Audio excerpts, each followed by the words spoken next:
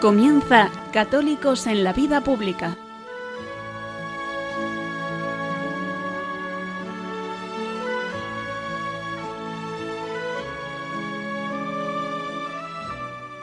Un espacio dirigido en Radio María por Luis Zayas.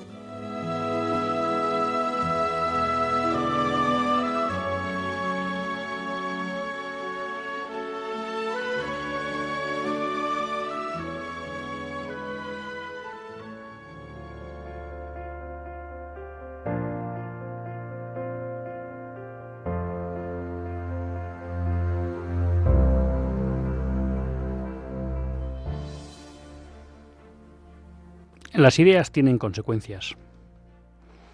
Esto es una frase que repiten mucho pensadores del ámbito tradicional, del ámbito conservador.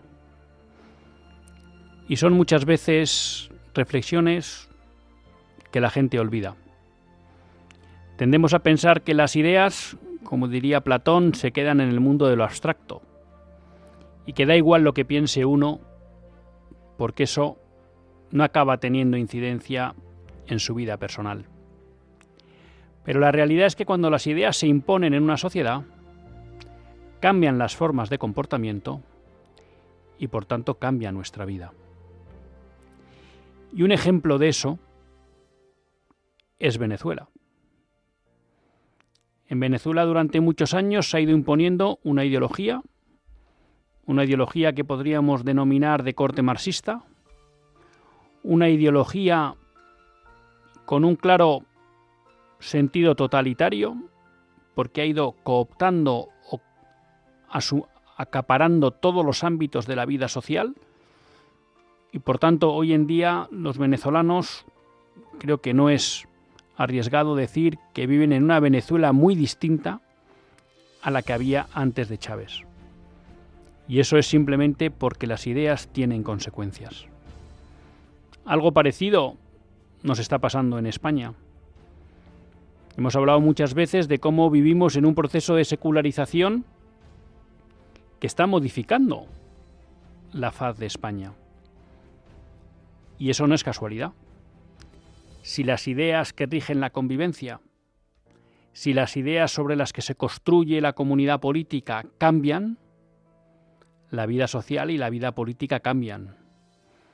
Y por eso es fácil reconocer que Alfonso Guerra tenía razón, cuando Alfonso Guerra dijo allá por los años 80 que a España no la iba a reconocer ni la madre que la parió. Y cuando él dijo eso, era porque ellos, en los años 80, en el gobierno de Felipe González, empezaban todo un proceso de transformación legal y cultural con el interés y objetivo de dar a luz a una sociedad distinta. Y eso es lo que estamos viviendo también en España. Por eso creo que acercarnos al modelo de Venezuela y comprender lo que ha sucedido allí, no solo desde el ámbito político, sino para la vida de la Iglesia, puede ilustrarnos a tomar conciencia de procesos que puedan estar dándose también en España. Eso es lo que vamos a hacer hoy, queridos amigos. Hoy vamos a hablar de Venezuela, de qué ha sucedido en estos últimos 30 años en Venezuela y de qué ha supuesto todo esto para la vida de la Iglesia y de los católicos. Comenzamos.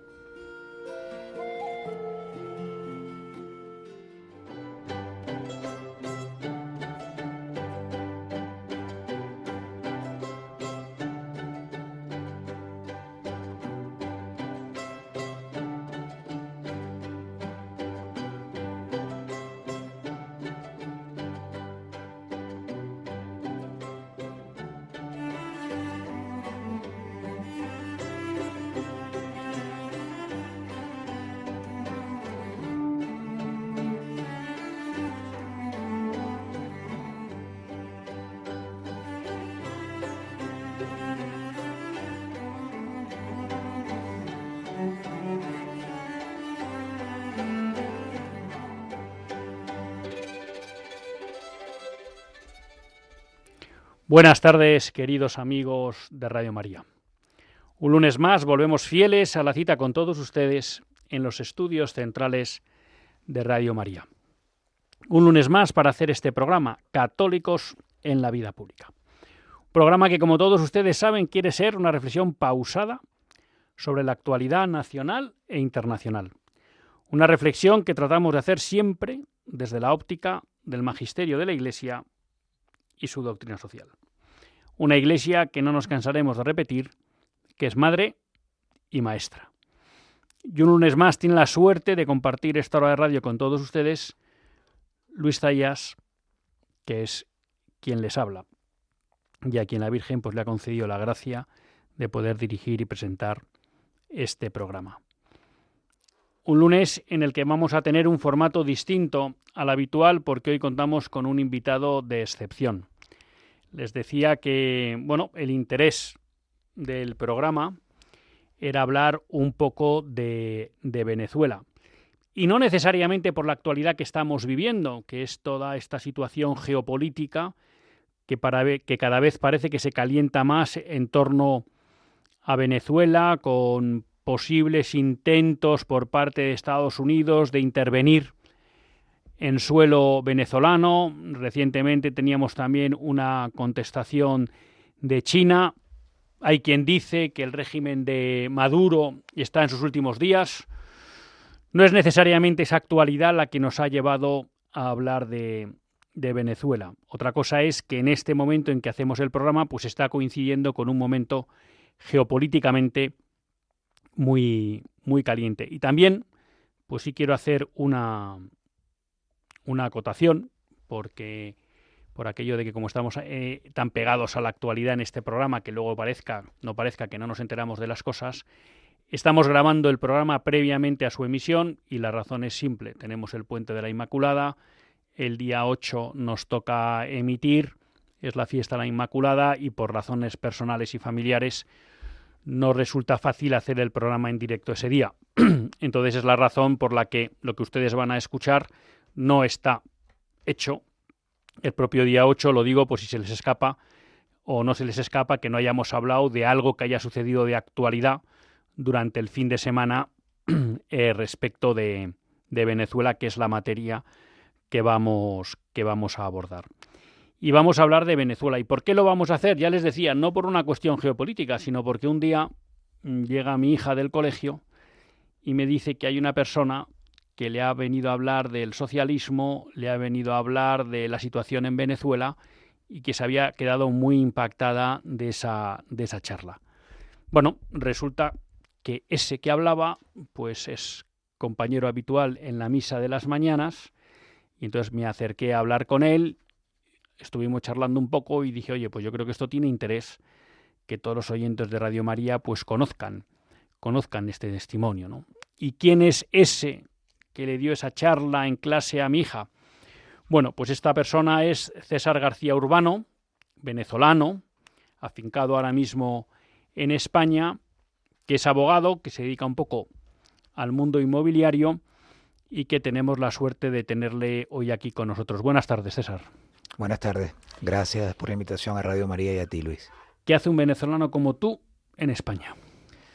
Bueno, también soy español y hace poco hicieron un estudio del genoma unos científicos, me lo estaba comentando mi madre, y Venezuela es el 6º país de toda Hispanoamérica, contado desde México hasta Argentina, cuyo contenido del genoma se acerca al 70% de esta parte de la península ibérica, ¿no? Entonces, no solamente genéticamente, sino culturalmente somos españoles, en religión, el lenguaje que estamos hablando, nuestra historia precolombina es una historia, digamos, la nuestra específicamente, la del territorio venezolano, muy poco escrita, o no teníamos escritura nosotros, los aztecas, los incas, era otra cosa, pero la verdad es que España está en nosotros en todos los aspectos, igual que en toda Hispanoamérica, así que me vine a la madre patria a buscar una vida que hemos encontrado, una vida segura, una vida agradable, con seguridad social, con una cantidad de cosas que tuvimos en su oportunidad en Venezuela y por eso tantos españoles terminaron en nuestro país desde la preguerra, la posguerra y los siguientes años, las siguientes décadas.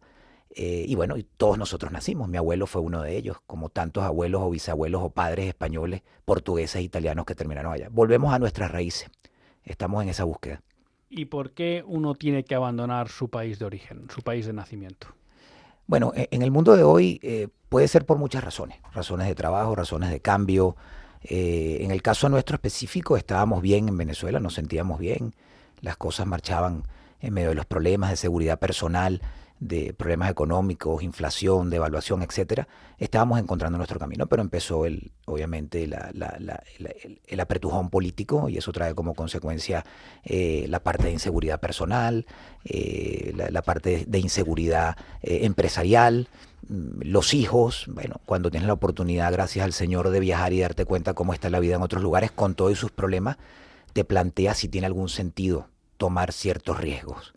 Y en consecuencia, ya entendiendo el matiz que esto estaba tomando, que en su época, después de, ya Chávez entró en el año 99, como te comenté en una oportunidad, nosotros nos iríamos de Venezuela, empezaríamos a tocar otros lugares a partir del 2014.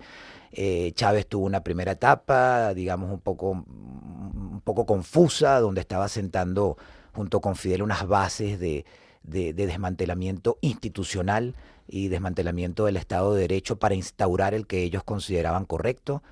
Uno estaba en el medio. Estos procesos no son inmediatos, no son automáticos. Muchas personas creen que esto sucede de la noche a la mañana.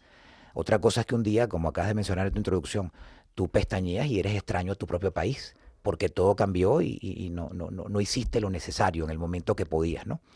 Y bueno, la verdad es que decidimos irnos por un asunto de ya no convivir, no coincidir con la ideología y lo que estaba sucediendo en Venezuela, la estrechez de la libertad de expresión, la formulación de los negocios desde el punto de vista empresarial, el terrorismo de Estado como una política oficial de gobierno. Ya empezabas a ver el sapeo, digamos, social como una forma de escalada, secuestros, extorsiones, una cantidad de cosas que te demuestran que tienes que salir, ¿no?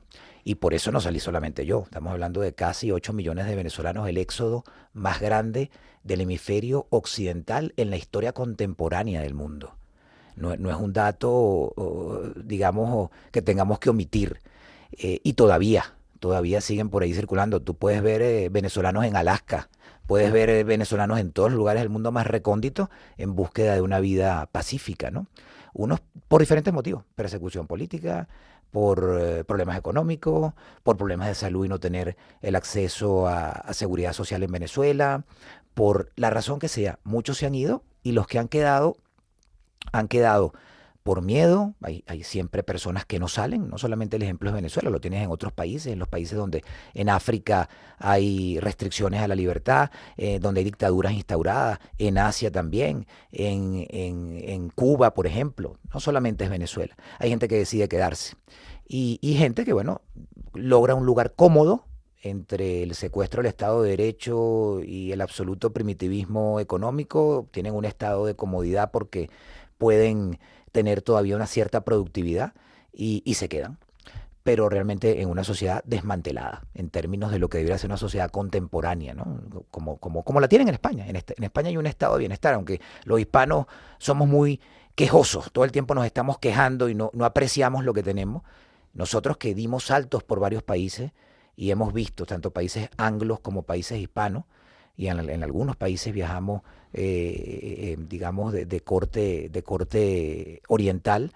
La verdad que en España el estado de bienestar es extraordinario. Y creo que eso nos tiene, porque ahora hablo como español, nos tiene sedados.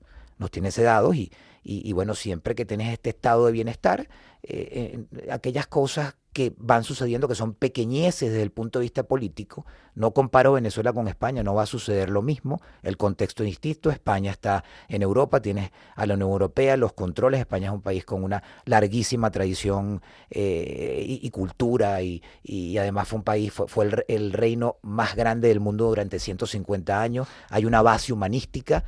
No va a pasar lo mismo, pero sí puede desde su posición deteriorarse, obviamente, ¿no? No tiene que pasar lo que pasó en Venezuela, en Cuba o en algunos países africanos o en Somalia, pero obviamente sí hay ciertos ataques a instituciones democráticas del Estado de Derecho que no deberían permitirse. Entonces, ¿qué hace un venezolano en España? Bueno, buscando la felicidad. Y la encontró, porque aquí se encuentra la felicidad. Pero eso no quiere decir que tengamos que descuidarnos. Una pregunta, porque claro, tú lo has dicho, Chávez llega en 1999, lo cual quiere decir pues que llevamos 26 años entre el chavismo y el madurismo, por hablar así.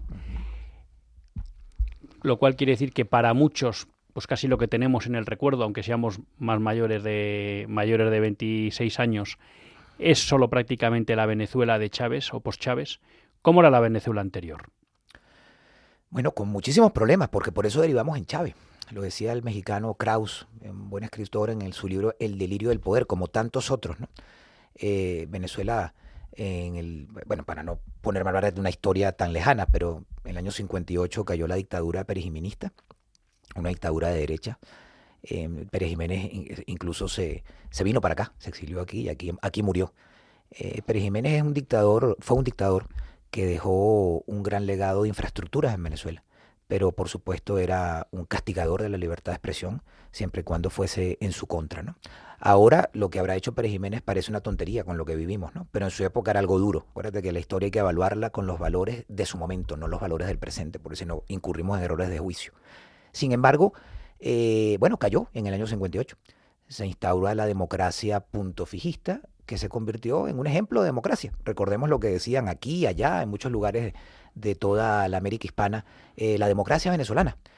Primer presidente Rómulo Betancourt, estabilizando un país que venía de dictaduras y la dictadura previa larga de Juan Vicente Gómez, golpes de Estado, desestabilizaciones. Le tocó eso, pero logró terminar y entregar a otro presidente de su partido, Raúl Leoni, sucesivamente Rafael Caldera, pero ahí, conversándolo con amigos y con mi madre, ahí entre Rafael Caldera en el 60 y pico y Carlos Andrés Pérez, primer gobierno, ahí empezaron ciertos inconvenientes, la corrupción empezó a aflorar muchísimo, Carlos Andrés le entrega a Jaime Lucinchi, ahí empezó el proceso en donde mujeres afectas a ellos tenían mando, la gente se le olvida que Blanca Ibáñez era una mujer que se ponía un traje de militar y daba órdenes y elegía quiénes eran los generales que ascendían y quiénes no, eso pasaba, lo que pasa es que a las generaciones jóvenes no lo saben y no les interesa. Bueno, yo tengo 50 años y yo era muy pequeño, pero bueno, me gusta leer un poco y preguntar. Entonces veníamos con un país de descomposición y ya Fidel, muy inteligente Fidel Castro, lo había observado, pues una inteligencia para la maldad, pero inteligencia al fin y al cabo, se había dado cuenta de eso. Él siempre quiso poner sus manos sobre Venezuela por nuestras riquezas naturales. Obviamente el país con las primeras reservas de petróleo del mundo, de las primeras 10 de oro, coltán, bauxita, hierro, tenemos absolutamente de todo, además de la posición geográfica, y empezó a filtrar el ejército venezolano. Y ahí se creó ese grupo de Chávez, Francisco Arias Cárdenas y otros militares que tenían como una especie de logia, con la complacencia de muchos otros oficiales de mayor rango, bueno, porque se empezó a gestar esa sociedad de cómplices, una sociedad corrupta, una sociedad permisiva, una sociedad, como decía Arturo Uslar Pietri, que no premiaba pero tampoco castigaba, y empezó ese proceso de inercia social. Mucha corrupción, y derivamos en el famoso Caracazo. El Caracazo fue en el año 80 y pico, finales de los 80. Bueno, un movimiento popular, mucha hambre, muere mucha gente, sacan el ejército a la calle, etcétera. Bueno, hay políticos como Caldera sacaron ventaja de esa situación. Ya Caldera era un político de salida, una persona bastante mayor. En lugar de apoyar a la democracia, le dio relevancia al golpe de Estado, con eso le dio relevancia a estos sujetos.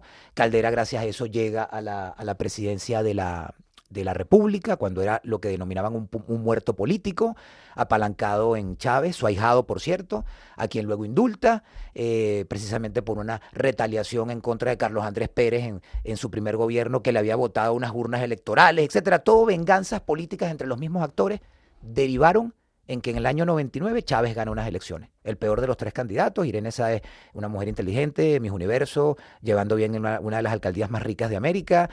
Salas Ruemer, un gobernador de primera que hizo del estado Carabobo un gran estado ejemplo para Venezuela y para muchos lugares en el mundo. Bueno, ellos no ganaron. Ganó Chávez. Y ganó con una mayoría aplastante. Con una mayoría récord para nuestra historia electoral en Venezuela. Eso fue lo que pasó. Así llegó Chávez al gobierno. Y de ahí empezó toda su reforma. ¿Qué explicaría esa especie de barrida que da en las urnas Chávez? El nivel ya de descomposición que empezaba a haber de esa democracia punto fijista que tú has definido. Sí, claro, obviamente, obviamente. Y también en el segundo gobierno de Carlos Andrés Pérez, él quiso corregir un poco sus populismos de la nacionalización del hierro y del petróleo. Había querido resolver algunos elementos políticos. Eligió a unos tecnócratas como gabinete ministerial que se olvidaron un poco de lo social, implantaron políticas basadas en el Fondo Monetario Internacional, en el Banco Mundial. No hubo congruencia con la situación socioeconómica de Venezuela, se aumentó el precio de la gasolina, vino la explosión, muchos muertos, mucho descontento. Empezaron a revelarse unos actos de corrupción que hoy parecen, por supuesto, juego de niños, pero que en la época eran gravísimos. Y efectivamente eso hizo que eligieran a un militar con una presencia que se presentaba como alguien mesiánico, que también lo asociaban mucho con esa figura de Pérez Jiménez, que vino a España y murió. ¿Por qué? Porque Pérez Jiménez en los 50 y pico tenía un país seguro, sin deuda externa, económicamente estable, donde había infraestructura. Era un dictador, pero las cosas funcionaban. Entonces decían, viene un militar a poner carácter, es lo que necesitamos. Y entonces, masivamente, a la gente ahora dice que no, pero claro que sí. ¿Quiénes votaron por Chávez? Extraterrestres, no. Adecos, copellanos y todos esos miembros de partidos políticos anteriores, militantes, que se fueron al chavismo. Unos se abstuvieron, pero la gran mayoría votó por él. Es más, mucha gente no lo cuenta porque los historiadores no se quieren meter, los historiadores estos formales no se quieren meter en ese intríngulis, pero la verdad es que tras bastidores, y eso saldrá en el futuro con gente que lo diga, y porque tengo conocimiento directo, porque mi familia estuvo metida un poco en política y tuvo acceso a conversaciones, y yo de pequeño, ya de joven lo veía, la maquinaria, parte de la maquinaria política de Acción Democrática, que era la principal del país, se puso a la orden de Chávez buscando oportunismo y generando venganzas contra militantes internos, rencillas internas, el grupo de Carlos Andrés Pérez contra el grupo de Alfarucero, la rencilla de Caldera contra Carlos Andrés Pérez, crearon esa posibilidad y Chávez llegó y se montó y empezó a pagar ciertos favores políticos, por supuesto que lo hizo.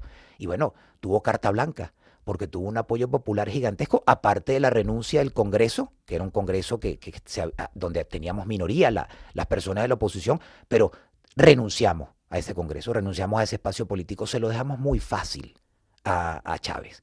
Y bueno, Chávez con el carisma que le caracterizaba, el apoyo de Fidel Castro y el adormecimiento del mundo, además de que teníamos a una América Latina, no nos olvidemos, con Lula, con Kirchner, con Evo Morales, con Correa, una cantidad de presidentes, fue una race de la izquierda que le dio un poder gigantesco, además del aumento coyuntural de los precios de barril del petróleo a $120 el barril, 3 millones de barriles de producción. No gracias a Chávez, ya venía produciéndose. Pero todo eso le dio un oxígeno gigantesco que le permitió ser un financista en toda América hispana y en islas, etcétera, de todo el movimiento socialista, lo que él llamaba el socialismo del siglo XXI. Llega Chávez al poder. Ya nos cuentas además que encima, pues con la suerte o con la coincidencia de que el petróleo está en máximos y por tanto unas arcas públicas llenas. ¿Qué proceso de transformación del Estado de Derecho empieza a realizar? ¿Qué es lo que va haciendo Chávez para acabar un poco como teniendo el control social, político, económico de toda Venezuela? Se siente tan seguro que celebra unas mega elecciones. Y en las mega elecciones voy a reformar todos los poderes. Volvimos a votar por él. Yo digo volvimos porque todos los venezolanos, un país comete los errores juntos. Como un matrimonio comete sus errores juntos. Los dos nos equivocamos, los dos acertamos. En un país todos estamos en el mismo lugar y todos nos equivocamos. Entonces fuimos y elegimos y volvimos a votar, y el señor con las mega elecciones, bueno, Congreso de la República, Asamblea Nacional llamado allá a su favor, dice, modifica una constitución, quita la constitución del año 61 y monta la constitución, promulga la constitución del año 99, 300 y pico de artículos, casi 400 artículos, una cosa delirante, donde ya estaba sentando sus bases sociocomunistoides, confundiéndolas allí, ¿no? La propiedad colectiva y una cantidad de elementos que la gente no entiende, porque la gente, digamos, el común denominador que no está metido en el mundo del derecho, en el mundo de los tecnicismos legales, no entiende cómo te van colando palabritas, cómo te van diciendo vamos a hacer esto, vamos a hacer aquello, cómo empiezan a permear la elección de los jueces, cómo empiezan a desmantelar el proceso penal, cómo empiezan a crear códigos y reformas, y todo parece muy bonito y muy técnico, pero lo que están haciendo con palabras que parecen que son insignificantes, pero además el lenguaje desde el punto de vista semiótico y desde el punto de vista de la semántica tiene un sentido, es la lógica pura, entonces te lo van cambiando, te van poniendo palabras y lo que están haciendo es transformándote un sistema, que no te voy a decir que era capitalista liberal completo de derecha, porque no lo era, pero un sistema donde las normas estaban bastante claras, no había que hacer grandes reformas, simplemente implementarlas bien, implementar bien una política de Estado progresista, una política de Estado donde hubiese productividad, donde se controlara el gasto público, las cosas elementales. Pero empezó a cambiarlo todo, es decir, que había que cambiarlo todo. Cambió nombres de todos los ministerios, creó un nuevo ministerio, aumentó la burocracia. Y efectivamente, al cambiar la Constitución, muchas leyes orgánicas, a legislar por decretos presidenciales, hizo lo que quiso. Te estoy hablando de que lo que quiso. Él se paraba en un programa de televisión todos los domingos llamado a los presidentes y decía, voy a hacer esto, voy a meter preso a fulano de tal, voy a hacer esto con PDVSA, que era como una especie de cápsula protegida, PDVSA, ¿no? Era una buena empresa, tenía un buen track record desde el punto de vista mundial, bien posicionada. PDVSA es la empresa que refina todo el petróleo, ¿no? Extrae todo el petróleo. Claro, y era como protegida, había una meritocracia que la hacía funcionar bien. Otra cosa es que esa meritocracia se olvidó de cómo ese dinero debía permear a la sociedad y ese dinero se quedaba cíclicamente en beneficios para ellos y había como una especie de protección gigantesca, bueno, porque lo veían esos tecnócratas meritócratas que a veces están como abstraídos de la verdadera realidad social. Decían, bueno, es que esto está aquí, esto se produce aquí, esto es una empresa internacional. Y bueno, obviamente el dinero no permeaba como tenía que permear. Llegó Chávez hasta desmanteló eso. PDVSA es mía. Vino el paro petrolero unos años después, pocos años después. Y en ese momento los meritócratas dicen, renuncio, nos vamos. Trataron de dar una especie de golpe dentro de PDVSA y Chávez tampoco lo permitió. Votó, mandó para afuera todo el que se quiso ir para afuera, otros tuvieron que exiliarse y le agarró por completo la empresa y ya se empezó a desmantelar todos los controles, todas las auditorías. Eso se convirtió en su caja chica, con un barril de petróleo en 120. Hizo lo que quiso, regaló casas, regaló coches, regaló neveras, un populismo como nunca se ha visto en la historia contemporánea. Ya después, mira, te diré que hasta el año 2011 habían ingresado al país 990.000 millones de dólares líquidos, sin hablar de las reservas de oro que tenemos, las reservas de diamantes, líquido.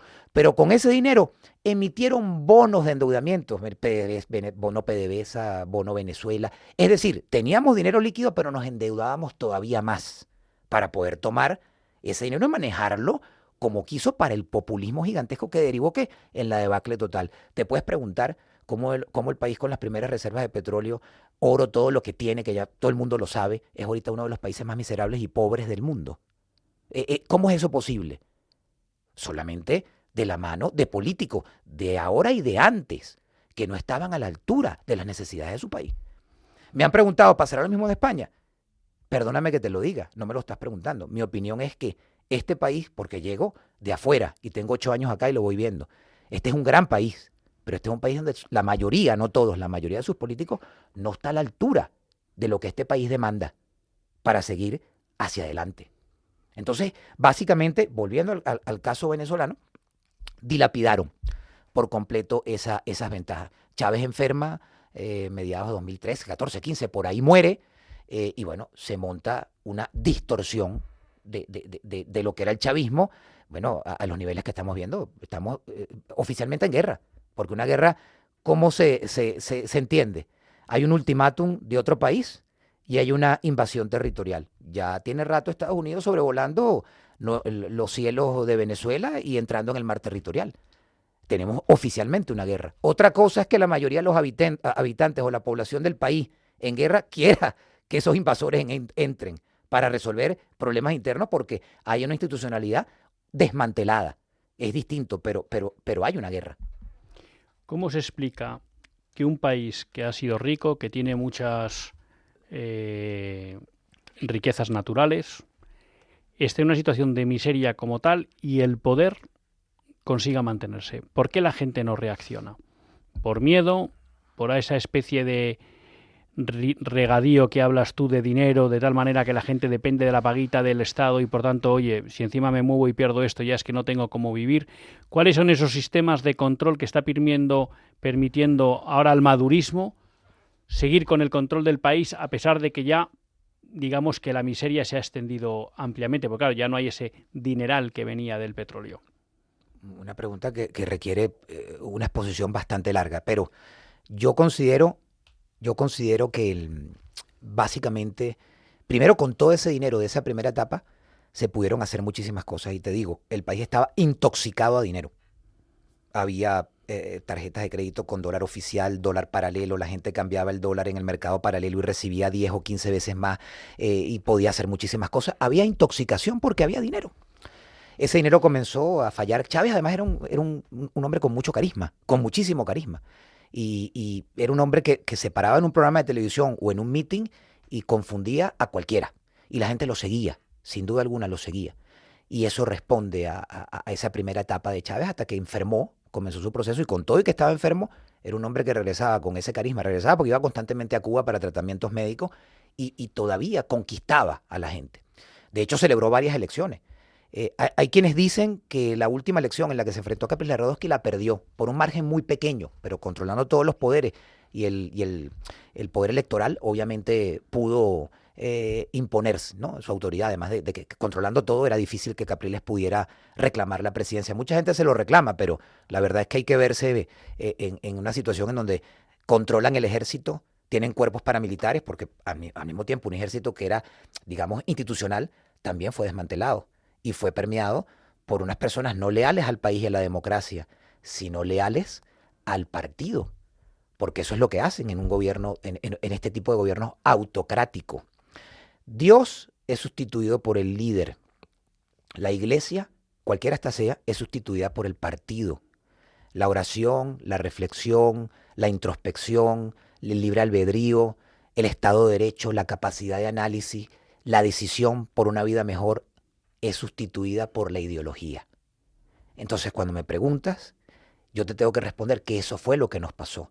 Y nos fueron cercando. Empezó a migrar una cantidad importante de gente en búsqueda de mejor vida. Empezaron a haber persecuciones y se creó el miedo. No había maneras, porque si tú no tienes armamento como una sociedad organizada, ¿cómo haces? Si te dicen, salga a marchar, y al rato empiezan tiroteos y muere la gente, o bombas, o empiezan personas con la violencia. ¿Cómo haces? Empiezan a infiltrar poco a poco, todo enseñado por Fidel y por el G2, eso absolutamente todo. Entonces es un programa y se lo fueron aplicando y fueron poco a poco reduciendo a la sociedad venezolana. La hicieron sumisa, la sometieron al extremo que la persona que es la líder de la oposición en Venezuela está en la clandestinidad y desde la clandestinidad gana un premio Nobel. Y desde la clandestinidad da conferencias y de todo. ¿Por qué? Porque no hay espacio, porque no hay institucionalidad y tienes una oposición, entre comillas oposición, que se vendió a esa apariencia de oposición para crear esa apariencia de Estado democrático. Y si tú ante el mundo quieres vender que tienes un tribunal supremo, que tienes un congreso, que tienes un poder moral, que tienes un poder electoral y que tienes un poder ejecutivo, tú lo vendes porque ahí existe. Ahora, eso es como una especie de cascarón vacío, sin sustrato, sin sustento, sin legitimidad. Pero la legitimidad se va perdiendo poco a poco.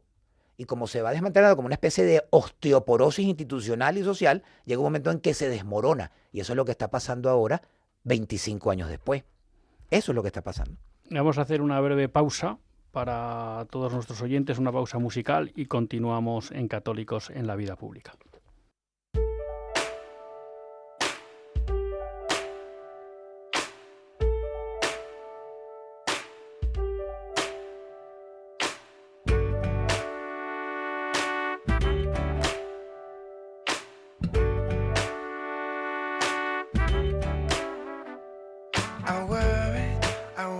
Times my body, I worry, I throw my fear around.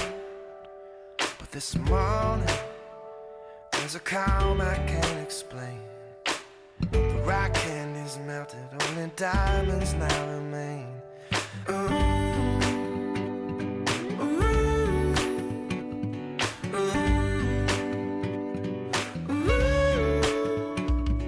By the time I recognize this moment will be gone. but I will bend the light, pretend that it somehow lingered on when all I got's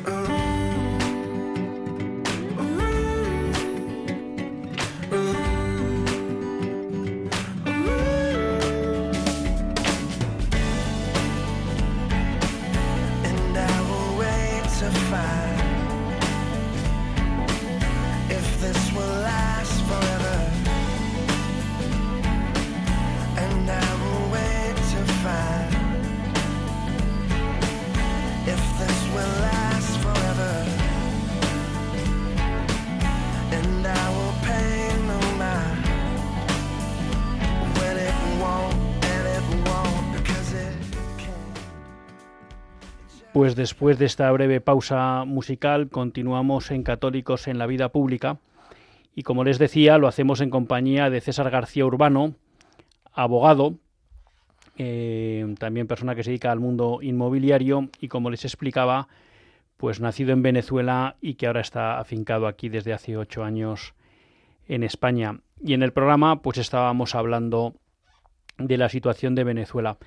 Digamos que hemos hablado un poco de la parte política y por entender un poco un proceso de cómo se llega a la disolución, ¿no?, de una sociedad y al control omnímodo de ella, pues por una pequeña élite que está en el poder. Vamos a cambiar un poco el tercio sin abandonar Venezuela, porque bueno, cuando nos conocimos, tú me mandaste un vídeo que tienes en YouTube de cómo en su momento, en Caracas creo que era, habíais ayudado a construir una iglesia, todas las dificultades que hubo para construir esa iglesia.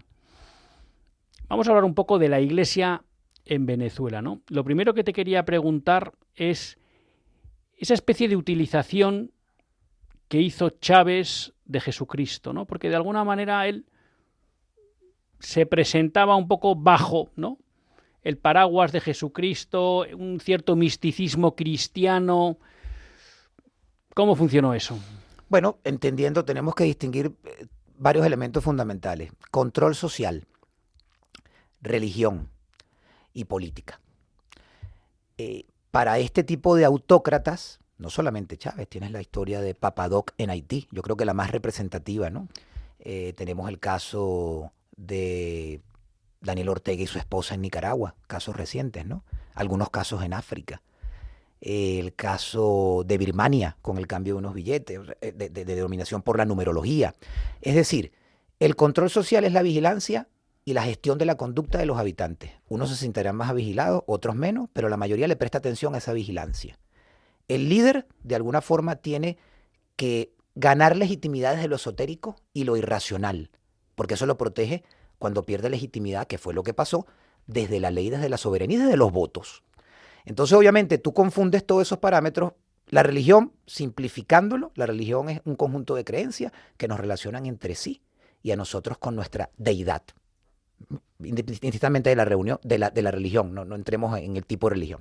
Y luego tenemos el concepto de política, que te puedes ir al concepto de Hobbes, que es algo así como un contrato social para evitar matarnos entre sí, donde cedemos nuestra libertad o parte de nuestra libertad personal para poder tener un orden, o nos vamos al aristotélico, que sería ejercer o hacer la mayor bondad posible desde la virtud al colectivo. Esos conceptos se mezclan y viene un político de este tipo y dice, bueno, ¿cómo hago para parecer deidad siendo humano? Y ahí empezó todo esto, donde Chávez un día, si tenía que recibir a un grupo de babalaos cubanos, que es algo ya oficial en Cuba. ¿Qué son babalaos? Babalaos son unas especies de líderes, de líderes de una religión no tradicional, que viene de África, la santería, y se presenta, son paleros, y hacen rituales con todo tipo de cosas. Hacen rituales con huesos de muertos, con caracoles, con animales, matan gallinas. Yo no soy especialista en esto, pero lo que he podido ver, hay un libro muy interesante que se llama Chávez y sus brujos, que habla de todos esos rituales. Chávez se presenta como un hombre entre lo místico y lo racional, y lo avanzado, y lo progresista, y lo socialista, y empieza a confundir una cantidad de gente que no lee, que no profundiza, no se culturiza, no entiende. Aunque debo decir que la protección que ha tenido Venezuela, y lo tengo que decir aquí que tengo enfrente una imagen de la Virgen, Venezuela, al igual que España, es un país profundamente religioso, es un país católico y es un país sobre todo mariano. Y esa influencia de María es la que ha protegido a nuestro país. Porque nuestro país ha sido víctima no solamente de un ataque de 25 años político y el desmantelamiento y todo lo que hemos hablado y lo que sale todo el tiempo en las noticias, sino de un ataque espiritual tremendo, tremendo. La Iglesia Católica ha sido prácticamente anulada en todos los sentidos, desde recibir ayudas financieras previamente y tener libertades, etcétera, a ser perseguida.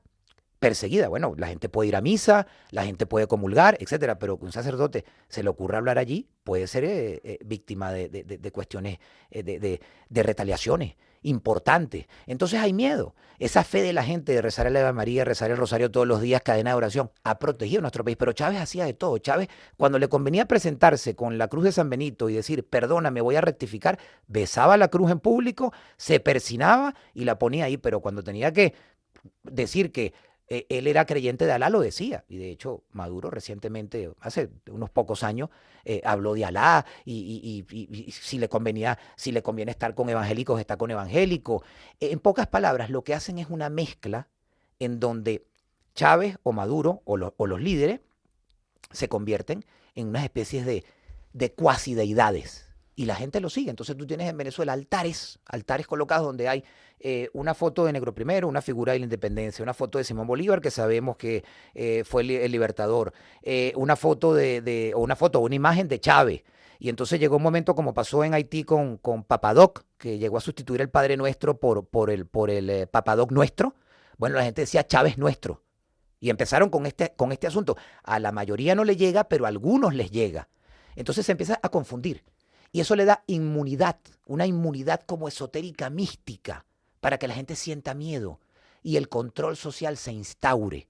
Y en consecuencia, llegaban a creer, es que si yo voto en contra de Chávez, él lo va a saber. Entonces puso unas fotografías por todo el país que todavía están de unos ojitos de Chávez. Y la gente, con muy bajo nivel cultural, lastimosamente, mucha gente, debería ser mucho menos, y por eso la educación es el antídoto, pensaba que esos ojitos de Chávez lo estaban vigilando. Iba a saber si él votaba o no votaba por Chávez. Aparte que había un control sobre los sistemas, obviamente. No era un tema esotérico, era un tema tecnológico. Pero toda esa confusión hace que el control social que te hablo sea mucho mayor. Porque el control social es formal o informal y ya después hay otra conversación allí. Pero aquí la gente se sentía y se siente muy controlada a niveles de pánico y miedo. Y por eso está pasando lo que está pasando. Hablabas de que había una cierta libertad para poder rezar, para poder ir a misa, para poder comulgar. Bueno, como que la práctica, digamos, piadosa, el fiel común podía no tener muchas problemáticas, pero cuando me hablabas de la iglesia que vosotros ibais a construir, de la parroquia, también me transmitías como que había un control muy fuerte sobre lo que hacía la iglesia, por qué esa iglesia, de dónde venía el dinero. O sea, realmente Chávez, vamos a decirlo así, perseguía a la iglesia jerárquica, si quieres. O sea, quizá a lo mejor no se metía con la piedad del pueblo, pero lo que era la función de la iglesia y su capacidad para evangelizar y demás, Chávez la estuvo minando, la estuvo atacando. Obviamente se ataca la estructura, porque la iglesia es una estructura de poder. Muchas veces, perdóname, tengo que poner el ejemplo de España. Aquí la gente te dice, ¿atacan a Dios? No, a Dios no lo atacan a la estructura. Y hay mecanismos en cada lugar, cuando tú quieres digamos, restarle esa teología a la sociedad que es necesaria, es importante para el bien intelectual, el bien espiritual, tú empiezas a hacer algún tipo de desmantelamiento desde la ley. Bueno, una persecución como tal, pudiera decirte que, por supuesto, todo lo que era la parte presupuestaria lo anularon, los controles sobre la iglesia, mucha gente iba a las iglesias y si un sacerdote en la Eucaristía exponía la situación y decía esto está pasando, está mal el gobierno, inmediatamente lo atacaban en plena misa. Algunas veces personas fanáticas, algunas veces círculos de estos bolivarianos o personas contratadas al efecto, algunas veces no. Todo era como una especie de lotería, pero se sabía qué pasaba. ¿Por qué? Porque búscalo en los medios, grabaciones en una iglesia, grabaciones en otro. Recientemente, el primer santo nuestro, José Gregorio Hernández, un médico, y Carmen Rendiles, la madre, bueno, los canonizan y automáticamente la presidencia de la República se subroga en esto y aparece con la imagen de Cristo, como ha aparecido con la imagen de Fidel, de Alá, como ha aparecido con cualquier cosa en el momento que conviene. Ahora, bueno, esto es nuestro, y el cardenal Baltasar Porras, que tenía que ir a las iglesias, tenía que ir al Táchira, a Trujillo, de donde era José Gregorio Hernández oriundo, etcétera. No le permitían montarse en un avión, no le permitían, lo perseguían.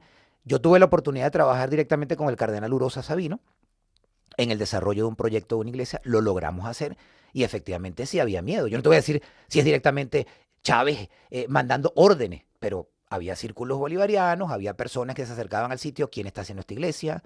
Se llevaron al padre un tiempo detenido para sacarle información. Bueno, no era una persecución, pero al final la iglesia se pudo hacer. Y muchas de esas mismas personas comenzaron a bautizarse, eso es lo importante. Comenzaron a casarse ante la iglesia, comenzaron a bautizar a sus hijos. Y los índices delictivos, dicho por el mismo padre párroco de la iglesia, comenzaron a descender vertiginosamente en un terreno donde antes, cuando mataban a personas, los sicarios lanzaban los cuerpos, abandonaban los cuerpos.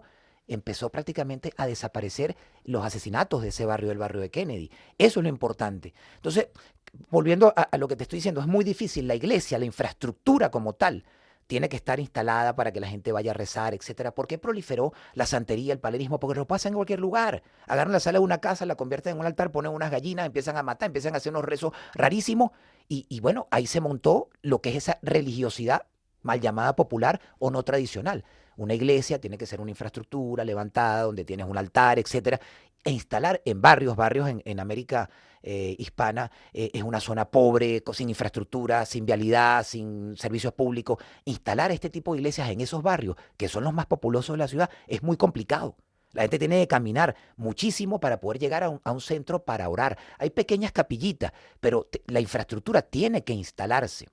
Entonces, la santería y el palerismo se convirtieron, por supuesto, por consejo de Cuba, en un mecanismo de control social muy eficiente. ¿Por qué? Porque el santero tiene un padrino y un ahijado. El padrino es el que te lleva y te hace los rituales y te corta y te hace una cantidad de cosas para que tú te conviertas en un ahijado, y con sangre tuya, y lo mezcla con sangre de muerto. Una cosa horrible.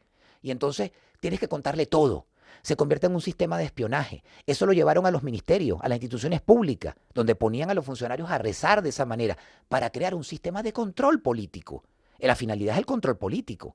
Ahora, ¿cómo lo hacía? Lo que me convenía. A través de la Iglesia Católica, ni Chávez ni muchos dirigentes en el mundo pueden tener ese control. Mao lo decía, la religión es veneno. ¿Pero por qué es veneno? Porque es un límite para los propósitos del comunismo. Ese límite que constituye la religión es lo que tienes que desmantelar desde el punto de vista político. Y de ahí la secularización de la que tú venías hablando. Vamos a desmontar esta parte, esta teología, y vamos a crear la teología del Estado. Pero ni siquiera es la del Estado, es la de los miembros que conforman el Estado. Y muchas veces se confunden y ya no son ni gobernantes, son pseudo gobernantes. Entonces, este ateísmo de Estado está perfectamente promulgado con un objetivo, y es básicamente quitar los límites morales, éticos, espirituales, emocionales que la religión católica o la religión judía o la misma religión musulmana, digamos, objetiva y positivamente enfocada. No hablemos de la parte fundamentalista, el yihadismo, o hablemos de los chiitas o de los sunitas fundamentalistas, el Hamás. Hablemos de la religión como tal, del mensaje de Alá, si se quiere. Ese mensaje puro de bondad, de ayuda al prójimo, es lo que yo quiero desmantelar, porque son límites para la maldad humana. Claro, aquí quizá algunos oyentes que nos estén escuchando hablar, bueno, pues que efectivamente la Iglesia Católica en Venezuela lo pasa mal. ¿Cómo se les podría ayudar desde España? ¿Cómo podríamos ayudar desde aquí a esa iglesia hermana? Lo primero, orando. El poder de la oración es impresionante. El poder de la oración verdadera, auténtica. En la Biblia Dios decía, únanse todos, pidan unidos y se les concederá. Lo primero que tenemos que hacer es orar. Lo segundo, España ha contribuido mucho. España ha estado siempre abierto a recibir venezolanos. Allá hay muchos españoles, reciben muchísima ayuda de acá de España. La iglesia de España está perfectamente presente en la iglesia venezolana. Hay comunicación entre los cardenales, entre los sacerdotes. Entonces, ¿qué más se puede hacer? Yo diría que orar, porque la iglesia no tiene armas.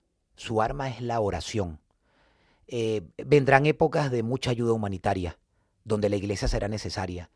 Y luego construir el espacio físico en muchos lugares de Venezuela y en tantos otros lugares de América donde son necesarios, el espacio físico, ser un poco más evolutivos y dinámicos en esto de construir el espacio para que la evangelización pueda llegar a los lugares más recónditos, no sea algo rígido, porque la evangelización es necesaria. Yo no hablo de adoctrinamiento, porque han querido confundir el término evangelización con adoctrinamiento, no, hablo de evangelización.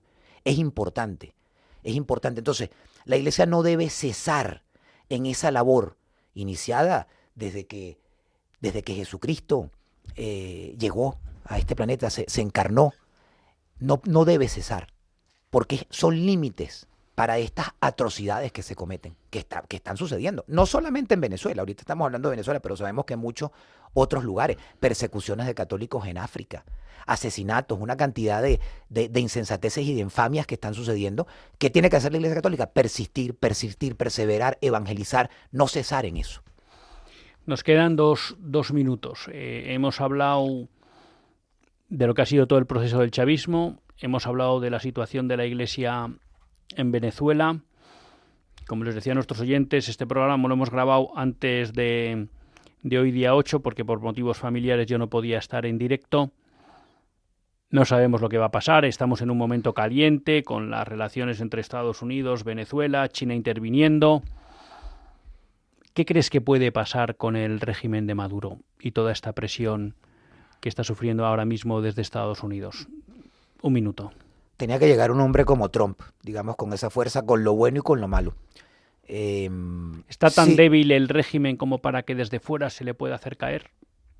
Si se equivocan, Venezuela será una Cuba, ni Dios lo quiera, en los próximos 50, 60 años, porque los van a hacer más fuertes. Ya pasó cuando se dio un golpe de Estado a Chávez y no lo manejaron bien desde los dirigentes internos y los extranjeros. Yo considero en lo personal que tienen sus días, sus semanas contadas. Es lo que considero en lo personal. Porque han hecho una labor de inteligencia muy grande y porque en Venezuela la mayoría, te hablo de la gran mayoría, y ya se demostró en las elecciones que ganó Edmundo González, no hay legitimidad y ya esa osteoporosis institucional, electoral, como quieras, ya ese esqueleto simplemente se cayó. No hay dinero, un país bloqueado. El petróleo bajará de precio, la producción es menor. Ya no hay cómo comprar voluntades. Y cuando no hay legitimidad y no hay autenticidad, solo con terror, con miedo y con dinero puedes resolverlo. Pero ya mucha gente cuando dándose cuenta de lo que está pasando va a perder el miedo y va a salir. Ahora los que tienen miedo realmente son ellos. ¿A dónde me voy? ¿Qué país me recibe? ¿Tendré libertad? ¿La Corte Penal Internacional? ¿Qué pasa con mi familia? Entonces, obviamente, están sintiendo un poquito de lo que han sentido millones de venezolanos durante 25 años. Bueno, pues esperemos que a no muy tardar se pueda resolver la solución de Venezuela, que de verdad en Venezuela se pueda volver a instaurar un verdadero Estado de Derecho y que realmente empiece un tiempo. No son fáciles de limpiar todas estas heridas del pasado a nivel económico, social y político, pero ojalá Venezuela coja la senda hacia lo que pueda ser una sociedad justa, próspera y en paz. Muchísimas gracias por haber estado con nosotros, César. Gracias a ti. Y nos despedimos hasta el próximo lunes, si Dios quiere. Que Dios les bendiga.